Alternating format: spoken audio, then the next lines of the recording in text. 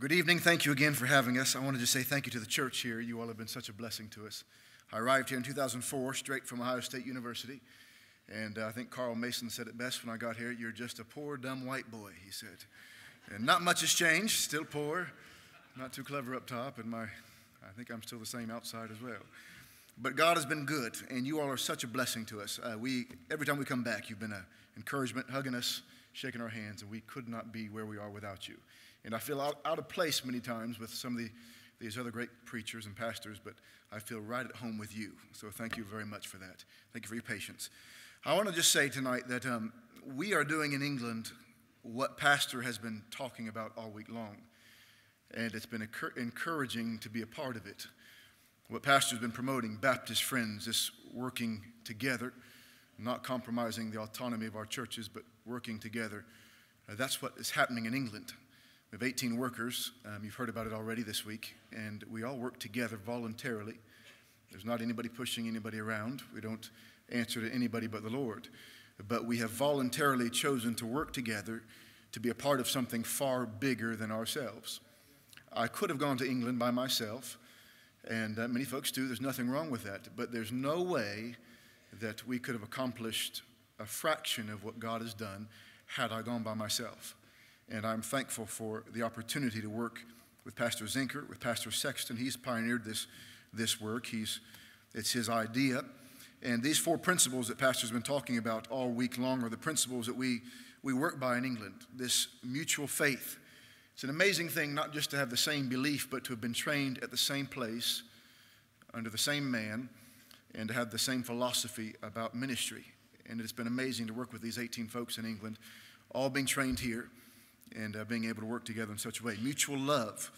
We have a mutual love for Christ first and foremost. A mutual love for one another.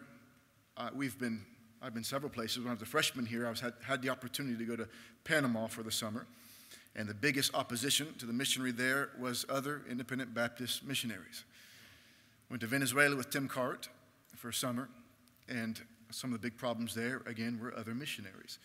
But I'm thankful we don't have that issue. We have a network of friends that we work together. We love each other. We love the lost. We love what God's given us to do with a passion for that. Mutual respect. Never one time has the autonomy of our individual churches ever been compromised. Never one time has Pastor James Zinker or Pastor Clarence Sexton ever told me what I have to teach or what I need to do. Now, I've called many times and asked for a lot of advice, and I've gotten it. But never one time have I been instructed or told or commanded how to operate or run the work that we have in Oxford. And the same goes with the rest of the folks there in England. And lastly, this mutual submission. I think this is the key. Mutual submission, first of all, to Christ and then to the cause. Now, I think the reason God is blessed, there are many reasons God is blessed. I can't possibly try to explain it, but I think a big part of it is this mutual submission. It has prevented any one of us from becoming great individuals. It's prevented any one of us to develop our own agenda. And I think that's why God is blessing. There is no one-man show.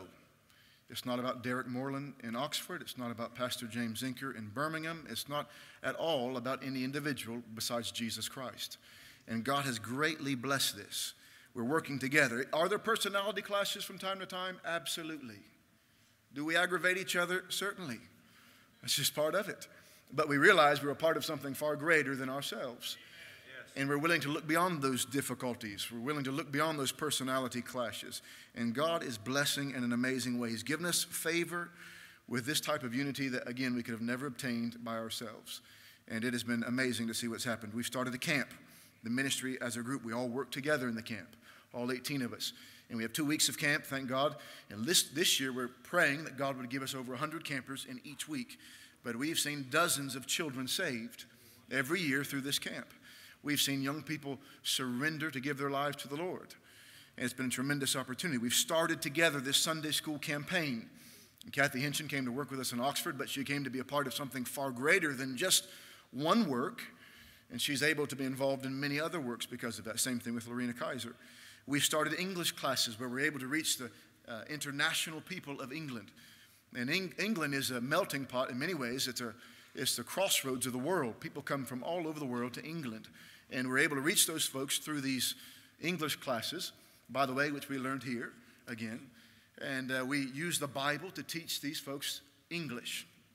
Every day, every English class, they hear the gospel. We've seen folks saved from other countries who've come into this world, into the country who can't speak English as their first language. It's been amazing. This winter retreat, we've started a winter retreat every winter where it's an emphasis on young people, college and university age, career age. And this past year, it was unbelievable. The spirit of that meeting is unbelievable.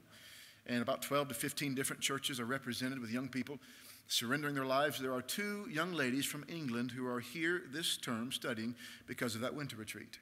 Now, I could have never done that by myself, but because we work together under the same principle that Pastor Sexton has been promoting this week, we're able to see that accomplished, and that influence has been granted. On and on and on, and all of these things are reproducible. Oxford is only a small part of a great mission, and I'm thankful to be a part of it. God is blessing. We are in a little chapel 6 years ago. We walked in and imagined, just only dreamed what God could do. We were told, we were discussing this at dinner, we were told several times by several different veteran missionaries that it could not be done. I remember being told the first month I was there that this is the missionary graveyard of the world, England is. In fact, in the last 10 years, I think I heard Pastor Zinker saying, we have seen more than 20 missionaries return back to America, thrown in the towel. One missionary told me, son, you got to pace yourself. You want to make sure you get through your first term. I said, what's a term? And he said, you don't get too excited. It doesn't happen here. Souls don't get saved here like in America. Churches don't get planted here like in America. And so, that's been the initial response. But thank God we have pressed on with great faith in God, and we've seen much happen. Our chapel now is unable to seat all the people that come every Sunday, and we are grateful for that. We're looking for a new building, thankful for that. That could not have been done, again, without the help from this church, without sending laborers. Also, the students from Crown College that come and help us every term has been a tremendous blessing. Every Saturday, we go out into the center of Oxford to preach to the multitudes. 10 million visitors go through Oxford every year, and thousands upon thousands cross to the center of town every Saturday. And we preach the gospel, and we've had crowds of anywhere between 50 to 200 stop and hear the gospel. I would go as far as to say as nearly a third of our congregation has been made up of folks who are reached through the open-air ministry. And folks saved on the street, bringing their friends in as a result of that. And we are just grateful for all that God is doing.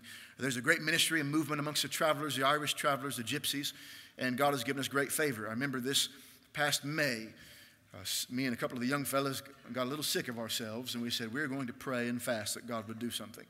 We got together on our knees. We said we're going to pray for an hour on our knees. We're not getting up until the hour is gone. And we prayed together. It was a Wednesday. Got a telephone call that Wednesday night from an Irish lady. She said, I'm coming tonight, and I'm bringing 10 lost people. And one man was saved that night. We met together the next day, me and the young fellas, and we prayed for another hour on our knees. The next day, it was an hour and a half on our knees.